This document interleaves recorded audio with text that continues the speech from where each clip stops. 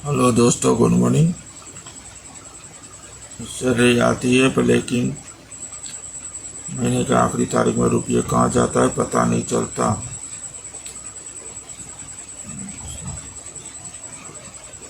Savings न होने के कारण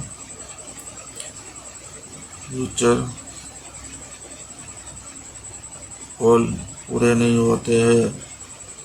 बच्चों की पढ़ाई, घर खर्च और रिटायरमेंट बहुत मुश्किल से होता है। छोटी सेविंग्स कल आपके परिवार का बड़ा सहारा बन सकता है। स्मार्ट सेविंग इन्वेस्टमेंट प्लानिंग से रुपया आपके लिए काम करेगा।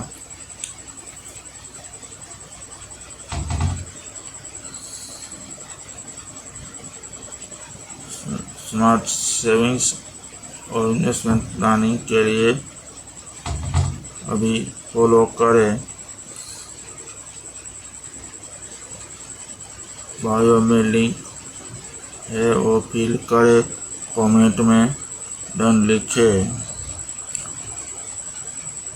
लक्ष्य सीधी योजना, दिन का सिर्फ 51 रुपये 22 साल भरे और 25वें साल में आपको मिलेगा 10 लाख रुपये और नॉर्मल रिस्क कवर 4 लाख का, एक्सीडेंट रिस्क कवर 8 लाख का मिलेगा।